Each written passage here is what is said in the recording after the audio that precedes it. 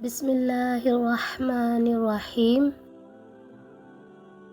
پیارے ناظرین محترم، السلام علیکم۔ آج کا ہمارا واقعہ ہے قوم لوط پر اللہ کے عذاب کا واقعہ۔ حضرت لوط علیہ السلام اللہ کے ایک برگزیدہ نبی تھے۔ آپ حضرت ابراہیم کے دورہ زمانہ میں اہل سدوم کی رہنمائی کے لیے نبوت کے منصب پر فائز ہوئے۔ سدوم کے آس پاس 5 نہایت ہی خوبصورت شہر آباد تھے۔ یہ علاقے نہایت ہی سرسبز، شاداب اور قدرت کی فیاضی کا حسین شاہکار تھا۔ یہاں باغات کی کثرت تھی، لہلہاتی کھیتیاں یہاں کی ضروریات سے کہیں زیادہ تھیں۔ اردن، شام اور اسرائیل کے درمیان بسا ہوا یہ علاقہ نہایت ہی زرخیز تھا۔ یہی وجہ تھی کہ آس پاس کے بستیوں کے لوگ بھی اپنی معاشی اور غذائی ضروریات کو پورا کرنے کے لیے ان بستیوں کی طرف آتے تھے، مگر یہ بات سدوم کے لوگوں کو بالکل بھی پسند نہ تھی۔ ان کے خیال میں ان کی بستی میں پیدا ہونے والے پھلوں، اناجوں اور سبزیوں پر صرف انہی کا حق تھا، اور وہ نہیں چاہتے تھے کہ دوسری بستیوں کے لوگ ان کے علاقے میں آئیں۔ شیطان کا ورگ لانا۔ ایک دن سدوم کے لوگ اس بات پر غور و فکر کر رہے تھے کہ باہر سے آنے والے لوگوں کو یہاں آنے سے آخر کار کیسے روکا جائے، کہ ابلیس ایک بزرگ کی شکل میں ان کے محفل میں آیا اور کہا، اگر تم ان سے پیچھا چھڑانا چاہتے ہو تو تم میرے کہنے پر عمل کرو۔ ابلیس نے کہا کہ اگر تم ان بستیوں کے لوگوں سے نجات چاہتے ہو جو تمہاری بستی میں آ جاتے ہیں، تو ایسا کرو کہ جب بھی کوئی شخص تمہارے علاقے میں آئے تو تم لوگ زبردستی اس کے ساتھ اپنی خواہش پوری کرو۔ اس طرح یہ لوگ اس بستی میں آنا چھوڑ دیں گے۔ پھر اہل سدوم نے ان سے فعل بد کو اپنا پیشہ بنا لیا۔ اپنی نفسیاتی خواہشات کے لیے مردوں سے بدفعلی اس قوم کا دستور بن گیا۔ یہاں بے حیائی عام ہو گئی تھی۔ حکمران، سردار، رؤسا، ہر طبقے میں گھر گھر یہ عمل پھیل گیا۔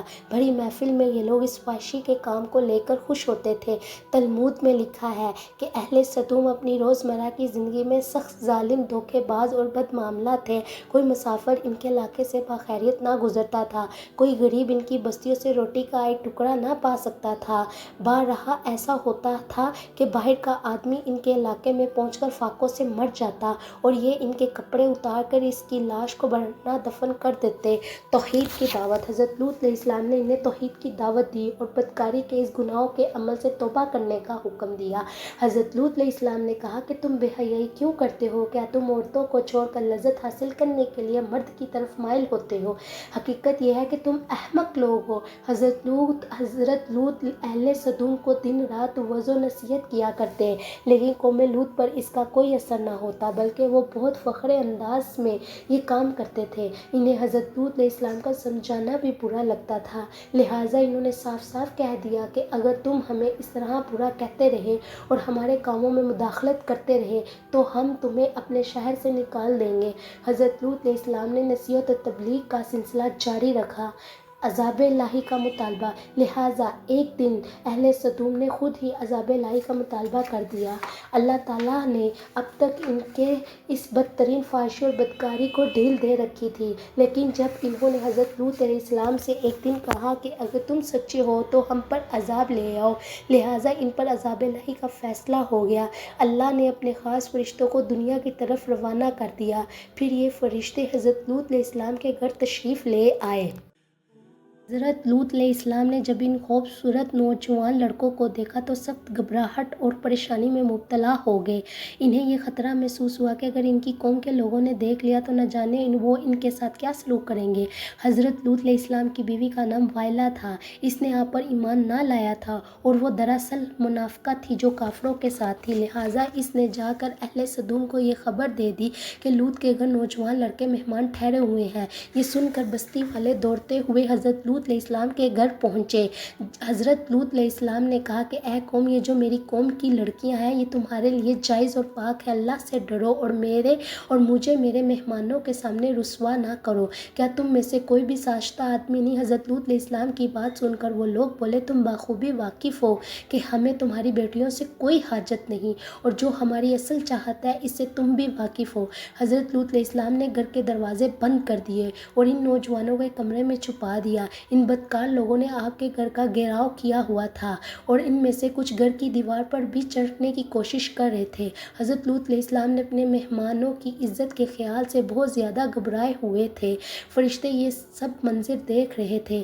جب انہوں نے حضرت لوط علیہ السلام کی بے بسی اور پریشانی کا یہ عالم دیکھا تو حقیقت سے پردہ اٹھاتے ہوئے یوں فرمایا: اے لوط، ہم تمہارے رب کے بھیجے ہوئے فرشتے ہیں، یہ لوگ ہرگز تم تک نہیں پہنچ سکیں گے، ابھی کچھ رات باقی ہے، تم تو اپنے گھر والوں کو لے کر چل دو اور تم میں سے کوئی شخص پیچھے مڑ کر نہ دیکھے۔